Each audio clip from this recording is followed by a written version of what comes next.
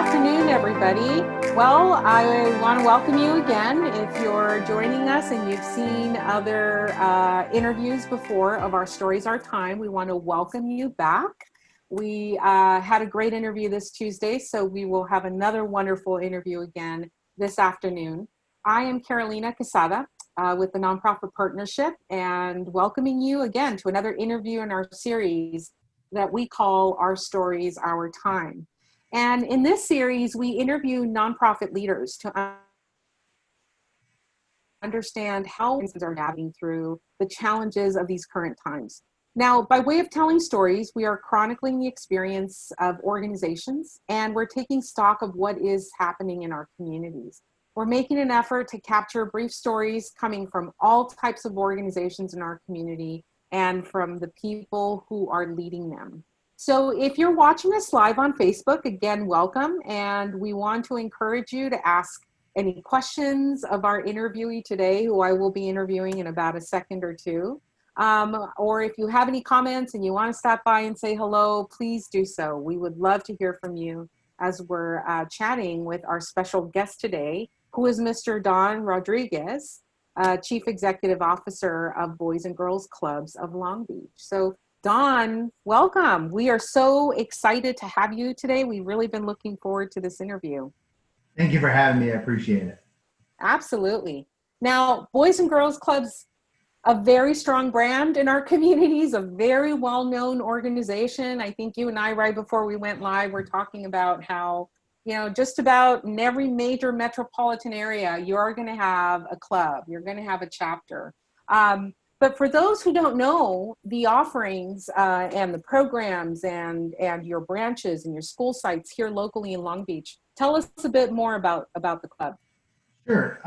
We have 12 different locations here in Long Beach. We have 9 school sites and 3 of our own club locations. We've been around over 81 years serving the Long Beach community, and we only charge $15 a year. And if a child can't afford it, we scholarship them in. Finances are not the reason to let somebody not join our organization. And we usually open up after school for our after school program when schools are in. And we offer a wide variety of program. We have character and leadership development, education and career development, health and life skills, the arts, sports, fitness, and recreation.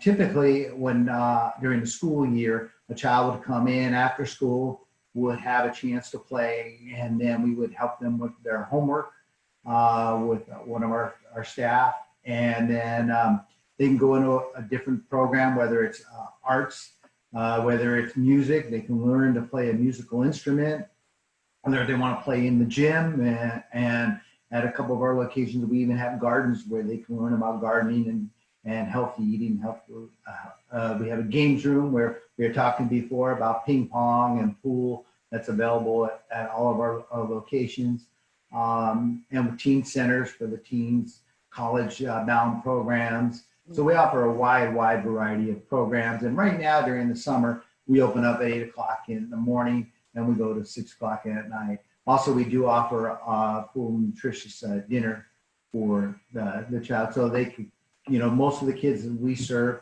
they get free breakfast at school, free lunch at school, and then they come to us. We want to make sure that they have dinner before they leave us. So they could come right after school and be able to get their homework done, be able to play, and be able to have dinner so that they would have time to spend with their family when they got home.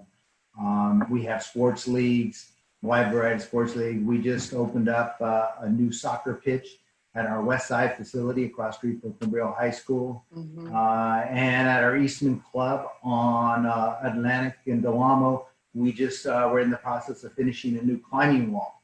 So we try to offer a lot of services and a lot of opportunities that these children in Long Beach probably never had the opportunity to explore. Absolutely. And clubs, Boys and Girls Clubs, are known to be very responsive in their programming when it comes to children, when it comes to youth. What's emerging in communities. I mean, your programming really seems to respond quite a bit to what's happening currently in the community. And most of the sites are the same, but there are different activities, whatever that community is looking. We see what the child is looking for. I mean, they vote with their feet. If they're going to like what we're doing, they're going to come back to the club. And so we try to offer so many experiences. Right now, we're bringing in a tutoring program because of the educational gap of what's happened since the pandemic. Right. We have some mentoring programs that are going on right now that are virtual, but we're trying to work with anything that we can that's needed within that community to try to help the whole community. Yeah. And these needs are always changing, right? And some needs actually remain the same for a long Yep. period of time. So, on average, Don, how many youth are you serving a year? Our membership is about 3,500, and we serve anywhere from 12 to 1,900 kids a day on a uh, Wow. normal circumstances. This being different under the pandemic, but normally that's what we serve per day at all of our sites. So a lot of touch points with local families. Yeah. And this is actually a good point in the conversation for us to talk more about the pandemic and how COVID-19 has impacted your programs, your organization. I think there's so much to talk about here because you have a lot going on and you're serving a lot of families and everyone's being impacted. And again, before we went live, we were talking a little bit about the need to serve working parents. So tell us more, give us a good idea, Don, of what's been happening since the pandemic broke out and stay-at-home orders have just, yes, have kept us safer than not, but have also, there's been a lot of interruption of just daily life. Give us an idea of what it's It was been. amazing how the world changed in a short period of time. Now, we were fortunate that we were able to pivot. My board of directors was put behind me, and we got the staff together. We didn't want to let anybody out. We wanted to make sure that we had something available for all of our employees. And so what we did is we opened up our site, one of our sites, for the essential workers that it needed a place. So we opened up earlier. We were open up at 6:30 in the morning to accommodate the people that work at Memorial Hospital, the police officers, the firemen that had to go to work. And so we did it in a socially distanced way. We had to go through a whole different protocol, but we pivoted and we worked on that really fast to make that work. And so it was difficult at the beginning, but we realized that it was a service that the community needed, and we wanted to be there to give back to the community. We wanted to make sure that we could be part of the solution. It was also that one of the reasons we wanted to open up, and as I spoke to the board, was that we realized that the kids that were going to be at home, the kids from our club, our normal members that we couldn't serve, we knew that there could be a possibility of abuse in the household, and we wanted a place where they could call, where they could go to, where they feel safe, where they know that if something's going on at home, they could call our club. So we let them know right away that this site was going to be open, the office was going to be open. If you needed to get a hold of anybody anytime, please, we were there for them. And we did some, we had to pivot fast. Our school sites were closed, so we looked at virtual programming for the schools. We did some wellness checks with calling the parents and the kids to find out how they were doing. What did they need? What were they going through at that time that our organization can help? Whether it was food, whether it was supplies. A lot of them weren't able to do the work, didn't have the computers. We provided those for them. We were trying to make sure that we could get a staff member available if they had questions regarding their homework, regarding what was going on in their life, that there was a staff member that they knew that they could work with to make that happen for them. So really, as quickly as you could, you took what you were able to virtually, which is a story where we've been hearing that time and time again. Organizations really having to do that, especially organizations that are engaging young people. That somehow, again, there's this connection to school and educational outcomes, have had to figure out quickly, how do we take this online? However, you've also kept your site open, which is something we're learning about. And that's also to help these families, particularly the first responders as well. What were some of the changes you had to make locally in order to accommodate that as far as facilities? And I know there's been a limit now to the number of youth that you can serve because Right. of obviously space limits. Right.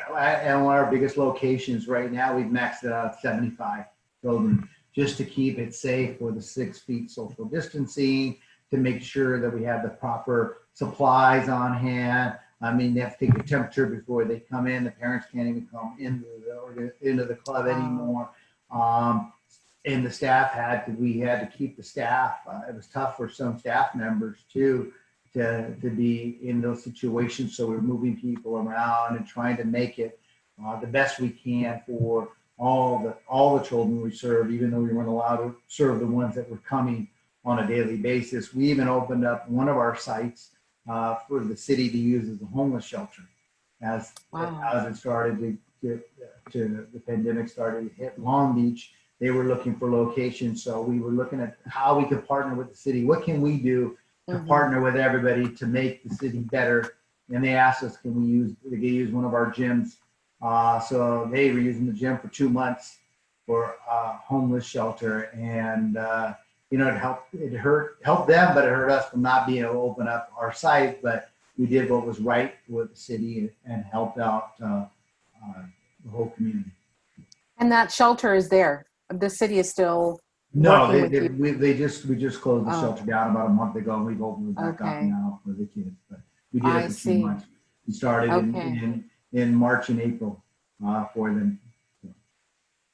So going back to the staff and how your team has been acclimating, did you feel like there was some additional training or maybe orientation to have to engage your staff and maybe even perhaps some of your volunteers around the new normal, at least for the time being, and as far as how operations were going to continue?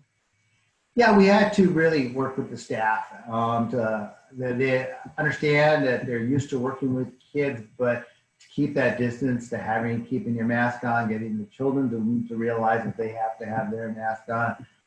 Everybody washing their hands all the time, moving people from, we had them in pods of 10 and moving them from program area to program area and having time to clean those areas, having the proper supplies to make sure those areas were clean, and keeping the kids safe was the number one priority.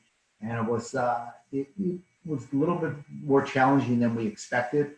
And all the volunteers, we can't have volunteers come in. We're doing our mentoring program virtually right now.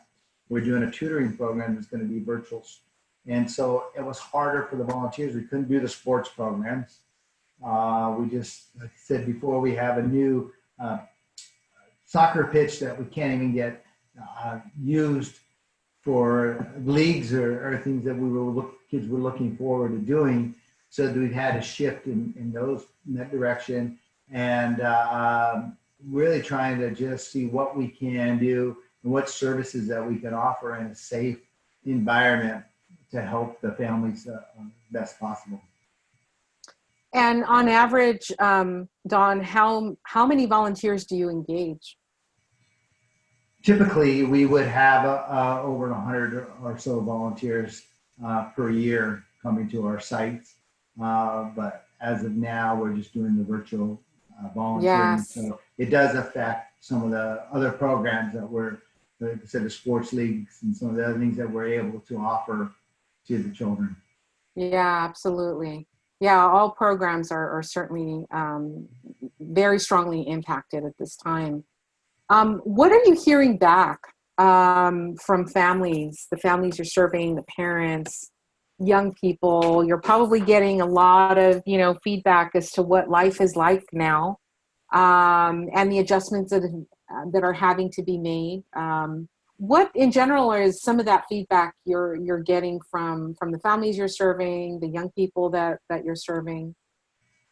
Yeah, we've been getting a lot of feedback. I mean, when we were first doing the first responders, people that didn't even know that our club existed there were coming and were thanking us for making it possible for them to do what they needed to do. and to give their child a safe space to be at. And with the families that we were serving before, I mean, the insecurities that are going on, the food insecurities, the job insecurities that the parents are dealing with, and our wellness checks that we were doing with the families. I mean, we were sending food to their houses.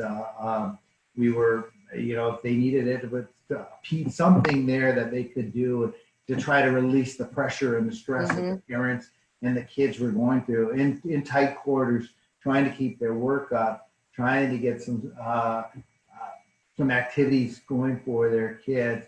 It's been very, very difficult for the parents. And even now, they're asking, what's going to happen when school starts? I have to go back to work. What am I going to be able to do? I can't keep my child at home. Right.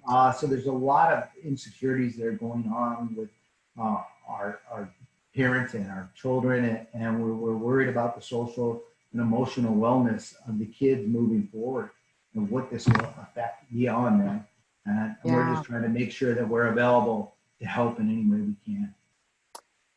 Don, has this been a good time as well to look at different kinds of collaborations with other organizations that could perhaps help, with some of this other service delivery as you see it? Yes, I mean, we've looked at a lot of other organizations in Long Beach. I mean, we work with food finders to be able to help out with the food. The grant came through, Jim Cora came through with providing food for us to hand out to the kids and the families. We work with Chef Bruno from the White House restaurant, where he's provided dinner for us. The YMCA of Long Beach, we've collaborated on a lot of things and looking at how we both can work together. We were trying to send our kids to camp up until last week, and we were told that we're not going to be able to, because parents were asking about, can they go away to camp again? And we were trying to make that work. And Alfredo at the Y was very helpful in saying, hey, if we can do it, we'll have spots for you. So we've looked at how we can work together to help as many kids as possible. And so it's been challenging, but it's also been good to get other organizations and all of us working together. We work with Long Beach Unified School District as we move forward. We're seeing how we could fit into their plans too. We're working with Memorial Hospital to open up our site for their workers. Their workforce. When everything was shutting down. So we look to collaborate with as many people as possible just to get as many services to the youth. Yes. And, what you're sharing is something, obviously, we've also heard about in that at this point, organizations really, if they haven't, worked with others before or worked perhaps with a limited number of organizations or institutions, there seems to be more collaboration across the board, more, to your point and your example, really kind of trying to think about, how do we figure this out together? Let's come together and just sort of think about where are the opportunities for us to maybe combine some resources or even just some approaches or innovation. Yeah, even at the beginning when we were looking for PPE supplies and talking to Alfredo, we were trading back and forth. What do you have? What can we use? What do you need? And helping each other out to make sure that we can keep our organizations and our sites open. Absolutely. So, Don, this won't surprise you at all because you hear about this all the time, I bet. But, one of the things that's really the folks are really thinking about right now, parents, people in the community, organizations, obviously, is what is the new school year going to come back to? What is it going to look like? How are we as youth serving organizations going to then continue to have to acclimate and change our programs, change the way we engage? What are you foreseeing will be the scene that plays out in Long Beach? As of right now, they're looking at a hybrid model, most of it being online, especially starting up the beginning of September. It's really going to be tough for these kids to still be at home probably for the next 3 to 4 months. We're trying to see how we can help and open up. I mean, if the school year starts at 8 o'clock, we want to open up at 7:30 for the working parents.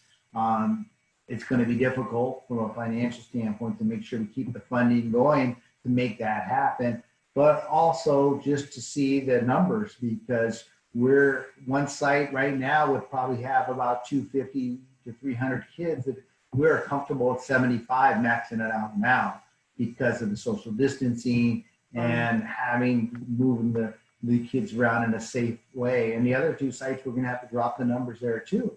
So it's going to affect a lot of things that, we're trying to see if there's other locations that we can open up to help with this. And at this time, we're still trying to see what's out there, what's available, and what's going to be needed from the school district, and how can we plug those holes for the families of Long Beach, and what can we do to make it easier for everybody. And what an opportunity, I think, to maybe even look at some locations and institutions that perhaps have not engaged young people the way that you typically do, but the need to keep students engaged and in some kind of, learning cycle is I know at the top of the concern of organizations like yours as well. And of course, obviously, our schools. And we're worried about the seniors going into high school now, that we would typically be helping them we'd be doing college tours in the summer we weren't able to do. Now we're doing those virtually. We'd be helping them with getting their applications together, and we're having to do that online. We're still going to be there, but they're not. It's harder for those students to realize that, hey, what's going to happen to me next year, and who's going to be there for me. And so we've been doing a lot of Zoom meetings with our teams and trying to get them more engaged of what we have available. So, Don, as we look at how organizations, and thank you for sharing all of that, I think a lot of people will be interested in knowing right now what really is at the forefront of what you're thinking is sort of that next level of challenge that you have to meet. And clearly it's how are we keeping our kids engaged? How are we also being a good support for families who do need to go back to work, but again, children may have to stay home. Young people may have to stay home. We'll have to stay home. Now, there are a couple of other things that I also was curious to bring up too, as I was looking at your webpage earlier. You have a back to school drive right now, and that is a drive that you do every year. What are you doing a little differently this time around? Well, it's going to be grab and go. So we're going to, as soon as we get all the supplies together, we're trying to see what the child is going to need for school, because they're going to, even if they're doing it virtually, they're going to need some supplies that they need. We typically give them a backpack, and they're ready to go back. So this way we're looking at what it may not be a whole backpack full, but it will be something for the supplies for them. We do have some backpacks now that we're hoping that they'll be able to use come when they go back, probably in January, but we're making it available so that it won't be another financial hardship on the parents. That we will be able to fill that need. And we've had Flora Corporation that has helped us, worked with us on that. And so we're going to, at the end of the month, we're going to be handing out the supplies, and people will just be coming up in their cars instead of giving the kids while they're there at the club and let them go home with them, or when they start the first day of school. So we're going to make that available to as many families as we can in Long Beach, to give them the supplies they need to be able to do the schoolwork from home. Great. Is a little bit of technology or technological support any part of, is it part of your backpack this year? Yes, we're looking at that too right now. We're trying to see what we have, what we're going to be able to get donated. And yes, we would like to. We've done that. We did that in the past when the pandemic hit, to get computers out to the kids that didn't have them or didn't have the opportunity to get online, because the kids are falling behind. But a lot of the kids that we serve do not have internet connections and are having issues with that. So we want to make sure that we can do what we can to keep them at least at grade level. And that's why we're bringing in this new tutoring program to help them move them along and be able to keep them where they should be. Absolutely. So to round off our conversation on the impacts of COVID, I know there's also, pardon me, you also have an active COVID-19 relief fund. Tell us more about how the fund helps programs and activities and everything that you're doing. Yeah, it costs more to stay open, especially when most people are closing down and not laying off any employees. The relief fund has helped with the extra supplies that we need, the extra cleaning that's going on, all the extra employees staying open, opening up earlier and staying open later to help with that. And it's made it was a financial impact on the organization, but we've been very fortunate with the we've been getting some donations in that have helped us continue our operations and to continue to move forward. And so it's been great. The COVID Relief Fund has really helped the whole organization. And during these days as well, it seems like life and days are melting into you go from one Zoom call to the next, from one conference call to the next.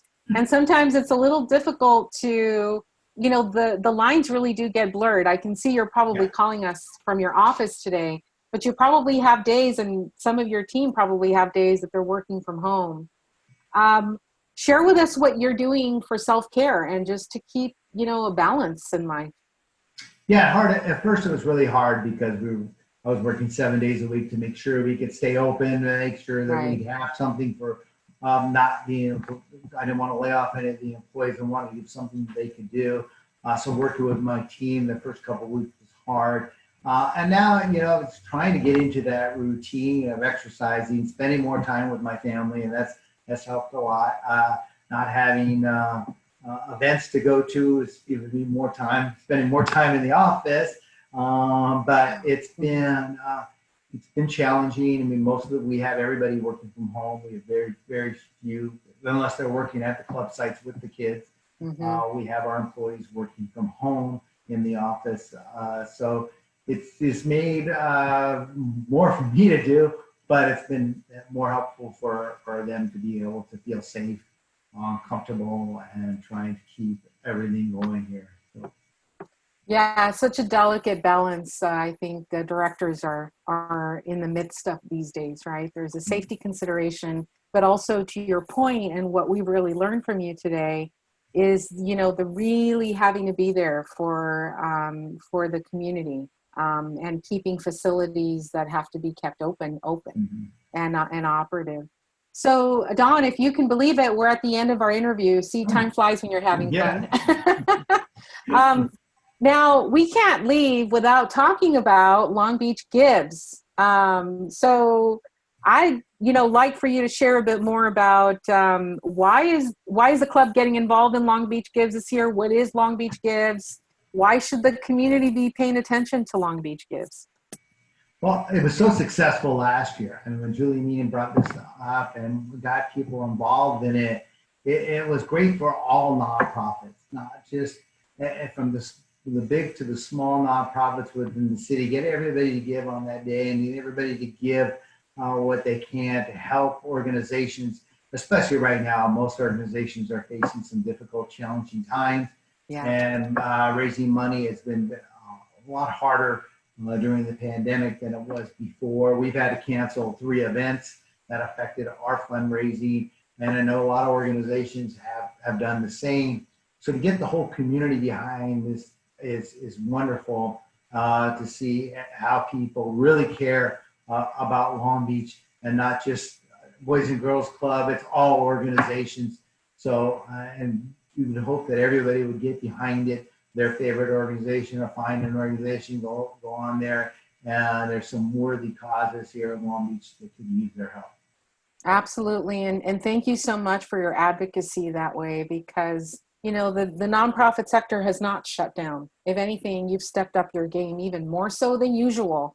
And that's what campaigns like Long Beach Gives are meant to do, really highlight the amazing work that's happening in our communities. And so, Dawn, thank you so much for your time. Thank you so much for everything that you're doing, keeping really important services afloat, helping the young people in our community and their families. And with that, again, we thank you for your time. And thank everyone, please, absolutely, please visit the website. believe we might have shared that website in the chat box, so we certainly encourage you to do so. So again, everyone, thanks. We'll see you next time. And Don, thanks again. Thank you.